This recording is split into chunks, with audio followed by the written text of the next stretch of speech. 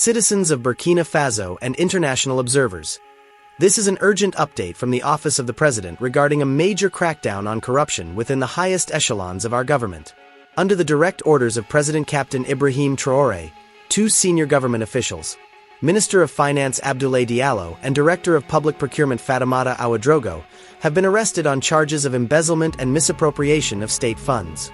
These individuals are accused of siphoning millions in public resources intended for national development projects, including infrastructure rebuilding and anti-terrorism initiatives in the Sahel region. The arrests stem from a sophisticated operation led by Burkina Faso's Security Surveillance Intelligence Unit, SSIU. Acting on credible tips from whistleblowers within the financial sector, SSIU agents initiated a covert tracking protocol targeting suspicious digital transactions. Intelligence operatives traced a series of encrypted transfers originating from government-linked accounts to anonymous cryptocurrency wallets. One key transaction, involving over 500 Bitcoin, equivalent to approximately $45 million at current rates, was flagged as it routed through decentralized exchanges and ultimately landed in offshore accounts tied to shell companies in the Cayman Islands and Switzerland. SSIU's cyber forensics team, in collaboration with international blockchain analysis experts, operating under strict non-disclosure agreements to preserve national sovereignty, decoded the wallet addresses using advanced chain analysis tools. Metadata from the transactions revealed timestamps aligning with unauthorized withdrawals from the National Treasury during late-night sessions. Further scrutiny uncovered a pattern. The officials allegedly used VPNs and multi-signature wallets to obscure their identities, converting stolen fiat currency into stablecoins like USDT before funneling it abroad. One wallet, identified as BC1QXYZ, redacted for ongoing investigation, showed direct links to luxury real estate purchases in Europe and high-end vehicles registered under pseudonyms. As the evidence mounted, including intercepted communications via secure messaging apps where the officials discussed diversification strategies and exit plans, President Traore convened an emergency council with top military and judicial advisors. Warrants were issued swiftly, and elite forces from the Presidential Guard executed the arrests at the officials' residences in the early hours of January 2, 2026. Both individuals were taken into custody without incident, and their assets, including digital wallets and physical properties, have been frozen pending forensic audits. This operation highlights the Traore administration's unwavering commitment to transparency and anti-corruption reforms. Since assuming leadership in 2022, President Traore has prioritized rooting out neo-colonial influences and internal sabotage that have plagued our nation's progress. The SSIU's success in this case demonstrates the effectiveness of our upgraded intelligence capabilities, which now include AI-driven anomaly detection in financial flows and partnerships with African Union cyber units to combat cross-border economic crimes. However, this is far from over. Interrogations are underway, and preliminary findings suggest a broader network may be involved, potentially including foreign enablers who facilitated the crypto laundering. Investigators are probing connections to international banks and crypto platforms that may have turned a blind eye to red flags. President Traore has vowed to pursue every lead, no matter how high it reaches, to ensure justice for the Burkinabe people. Stay tuned for further developments as the investigation unfolds. All citizens are urged to report any suspicious activities through official channels. Unity and vigilance will safeguard our sovereignty. Fellow Burkinabe and global watchers, as the sun rises on this pivotal day, the investigation into the arrested officials, Minister of Finance Abdoulaye Diallo and Director of Public Procurement Fatoumata Ouedraogo, intensifies, revealing layers of deceit that strike at the heart of our nation's integrity. President Captain Ibrahim Traore's administration continues its relentless pursuit of justice, with new revelations emerging hourly from forensic audits and interrogations. Since their dramatic arrests yesterday, the two officials have been formally charged and are now facing trial in a specially convened anti-corruption court in Ouagadougou. Legal teams from the prosecutor's office, bolstered by experts from the National Anti-Corruption Authority, ASCELC, are working around the clock to build an airtight case. Initial hearings began this morning, where prosecutors presented evidence of additional hidden funds uncovered during overnight raids on encrypted servers and offshore databases. Blockchain forensics have exposed a web of concealed assets. Beyond the initial $45 million in Bitcoin transfers, analysts traced another 300 Ethereum, valued at roughly $20 million, funneled through mixer services like Tornado Cash to anonymous wallets linked to luxury villas in Dubai and high-yield investment funds in Panama. These discoveries suggest the embezzlement scheme may have spanned years, diverting funds from critical programs such as agricultural subsidies and military equipment procurement amid our ongoing security challenges in the north. Money laundering, the core offense here, is a grave crime under Burkina Faso's legal framework, as outlined in Law No. 016-2016/ and on the fight against money laundering and the financing of terrorism. This law, aligned with regional standards from the Intergovernmental Action Group Against Money Laundering in West Africa, GIABA, criminalizes the concealment or disguise of illicit proceeds, with penalties that can include lengthy prison sentences, asset forfeiture, and fines up to 3 times the laundered amount. In severe cases involving public officials, the criminal code allows for aggravated charges, potentially escalating to life imprisonment if tied to undermining national security or economic stability. Compounding the severity, whispers in legal circles point to the possibility of even harsher measures. Burkina Faso abolished the death penalty for ordinary crimes in 2018, with no executions since 1988. However, recent developments under President Traore's leadership have shifted the landscape.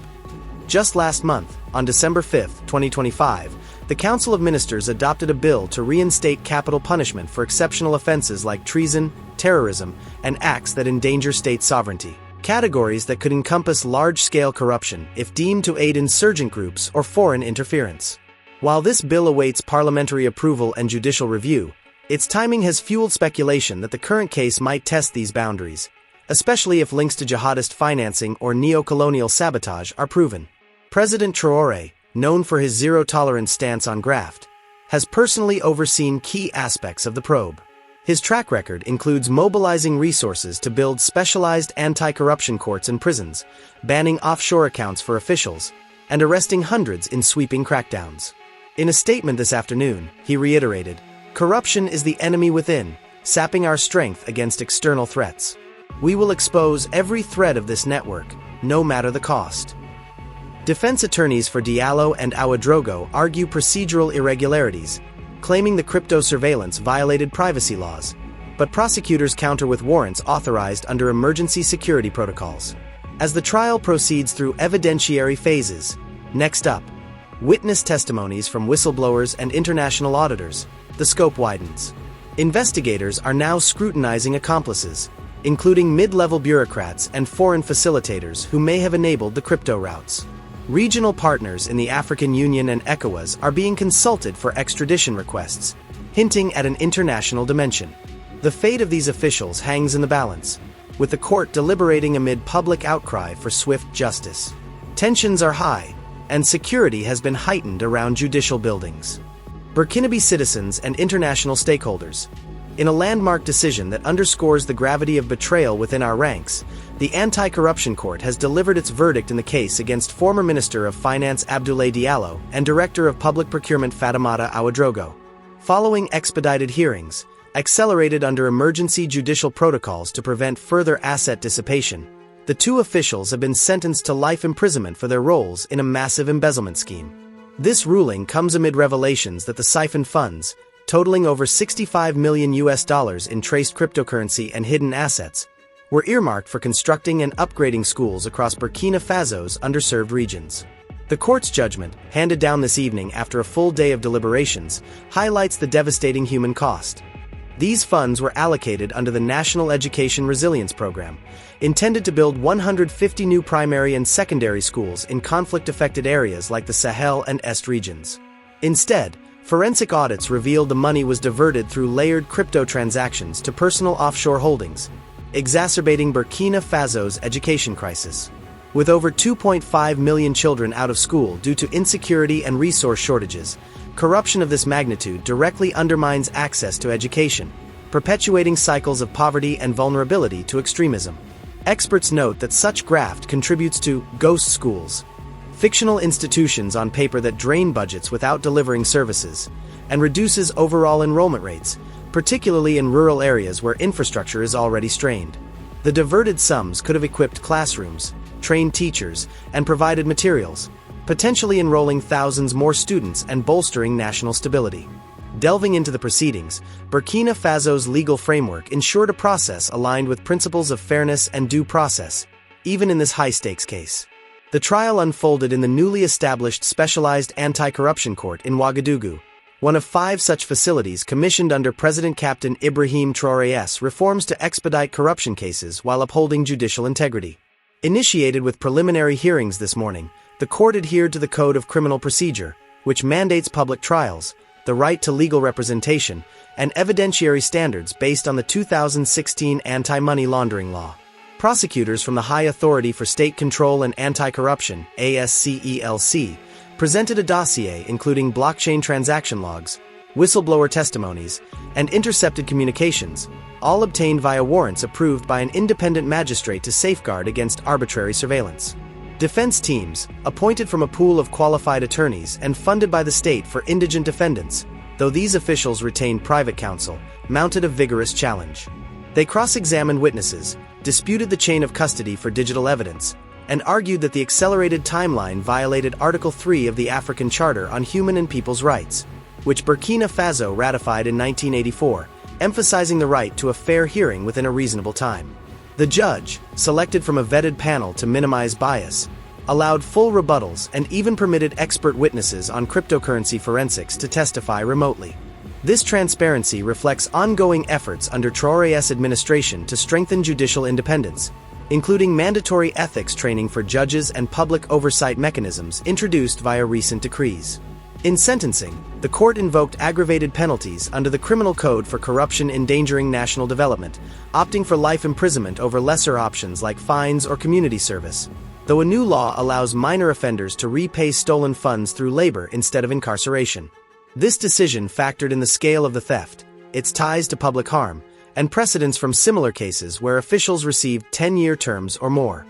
Appeals are automatically available, with the case set for review by the Court of Cassation within 30 days, ensuring multiple layers of scrutiny.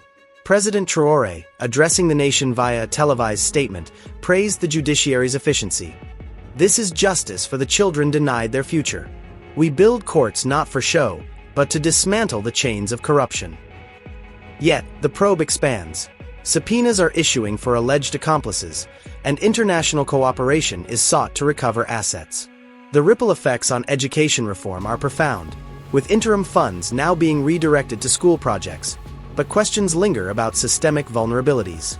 To the resilient people of Burkina Faso and concerned observers worldwide, as the dust settles from today's swift sentencing of former Minister Abdoulaye Diallo and Director Fatoumata Ouedraogo to life imprisonment, the investigation surges forward with renewed vigor. Under President Captain Ibrahim Traore's directive, Burkina Faso's police and security apparatus are now dissecting a sprawling network of complicity, revealing that these two were merely the tip of a deeply entrenched fraud iceberg. Interrogations have yielded critical leads, including named associates, amplifying tensions across the capital and beyond as the noose tightens on potential accomplices.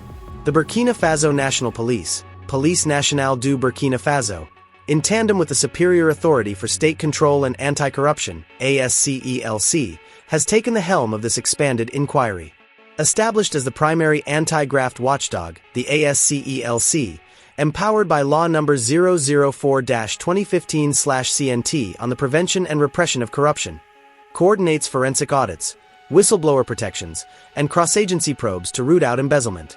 Investigators, drawing from the National Anti-Corruption Policy adopted in 2013 and updated under Traore's reforms, are sifting through digital trails and financial records to trace the siphoned education funds back to their sources. Preliminary confessions from the convicted officials have implicated at least 5 additional figures. Deputy Minister of Education Karim Sankara, a procurement advisor named Moussa Compare, 2 bankers from the Central Bank of West African States, BCEAO, branch, and a foreign consultant linked to a Swiss firm. These names, extracted during ASCELC-led interrogations compliant with procedural safeguards against coercion, point to a syndicate that allegedly manipulated tenders for school construction contracts, inflating costs and pocketing kickbacks via crypto channels. Delving into the operational mechanics, the police's Anti-Economic Crime Brigade, BAC, is spearheading raids, bolstered by the Volunteers for the Defense of the Homeland, VDP. A civilian auxiliary force expanded under Traore to over 50,000 members for community-level surveillance.